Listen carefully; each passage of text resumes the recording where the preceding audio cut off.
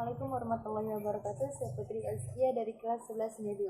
Saya akan menjawab pertanyaan dari buku paket fisika 2 halaman 400. Jika intensitas bunyi dijadikan 10 kali semula, apa 10 kali semula? Jelaskan. Menurut saya tidak. Kenapa? Karena intensitas bunyi dengan taraf intensitas itu berbeda. Kalau intensitas bunyi dia adalah hasil getaran dari suatu benda, tapi kalau taraf intensitas dia adalah perbandingan antara intensitas bunyi dengan intensitas pendengaran.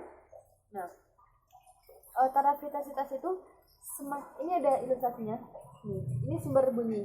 Nah, semakin dia jauh, titiknya semakin jauh, maka suara yang terdengar pun akan semakin samar. Berbeda ketika titiknya itu dekat dengan sumber suara, maka suara yang terdengar juga akan semakin besar.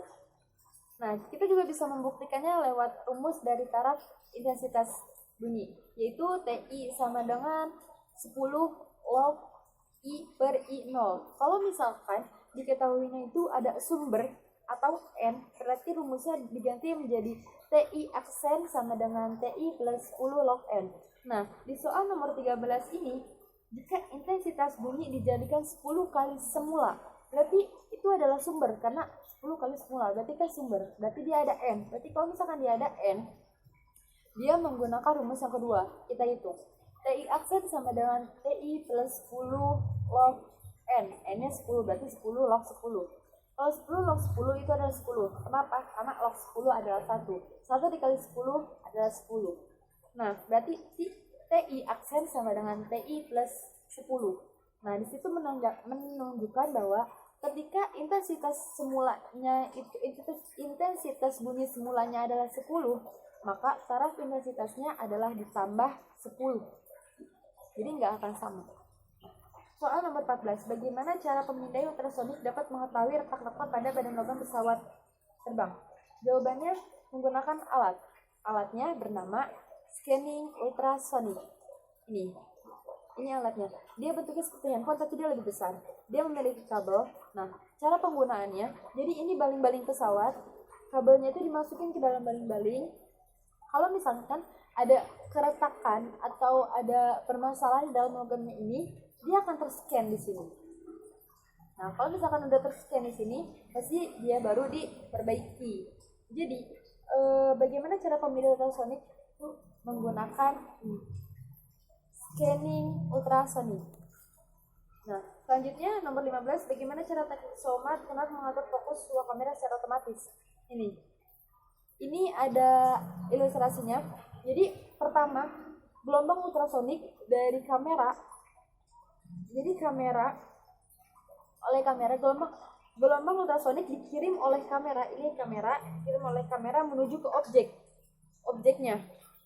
Nah, setelah gema atau setelah adanya suara atau gema dari objek, dia akan kembali ke kameranya. Nah, setelah kembali di kameranya, kamera akan mengukur jarak antara kamera dengan objek tersebut. Itu cara atau teknik sonarnya seperti itu. Jadi dari gelombang ultrasonik dia ke objek mengembalikannya lagi lewat gema, lalu kembali ke kamera, lalu kamera menghitung jarak antara kamera dengan objek.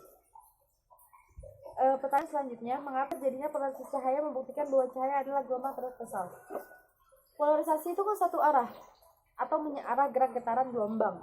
Nah, jadi hanya gelombang-gelombang yang arahnya lurus dengan arah rambatnya yang bisa disebut gelombang transversal. Nah, polarisasi itu kan menyearah nih. Nah, berarti dia gerak lurus dengan arah rambatannya. Berarti dia termasuk gelombang transversal. Karena cahaya termasuk gelombang transversal, maka cahaya dapat mengalami polarisasi. Itu. Nah, 17. Apakah perbedaan fungsi antara polarisator dan analisator dalam sistem? Ini cahaya tak terpolarisasi, ini polarisator, ini cahaya terpolarisasi, dan ini analisator, ini baru cahaya sempurna. Jadi adalah polarisator itu dia berfungsi untuk menghasilkan cahaya tak terpolarisasi dan cahaya terpolarisasi.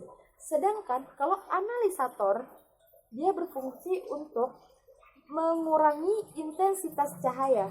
Jadi cahaya tak terpolarisasi dia masuk ke polarisator, lalu dia akan menjadi cahaya terpolarisasi, lalu masuk lagi ke analisator dan membentuk cahaya sempurna. Pertanyaan terakhir, bagaimana cara Anda membedakan cahaya tak terpolarisasi dengan cahaya terpolarisasi? Kalau cahaya tak terpolarisasi, dia bentuknya kurang lebih seperti ini. Jadi dia nggak bakal menetap gitu. Jadi kita bisa lihat dari gambarnya, dia tak akan melurus gitu. Jadi misalkan kayak center itu kan bentuknya seperti ini. Ini misalkan center. Ini misalkan center. Nah, terus dari center ini cahaya yang diberikan dia akan makin melebar. Nah, itu tak terpolarisasi. Tapi kalau terpolarisasi, kita bisa lihat polanya di sini. Polanya itu dia lurus atau beraturan. Berarti kalau misalkan dari awal cahayanya seperti ini, berarti sampai tujuannya dia akan tetap seperti ini. Tuh. Jadi seperti itu. Jadi perbedaannya ketika cahaya tak terpolarisasi, dia akan cahaya misalkan dari segini dia akan melebar, tak beraturan. Tapi kalau cahaya terpolarisasi, dia akan beraturan. Kalau dari awal kayak gini, dia akan tetap kayak gini. Sekian dari saya. Wassalamualaikum warahmatullahi wabarakatuh.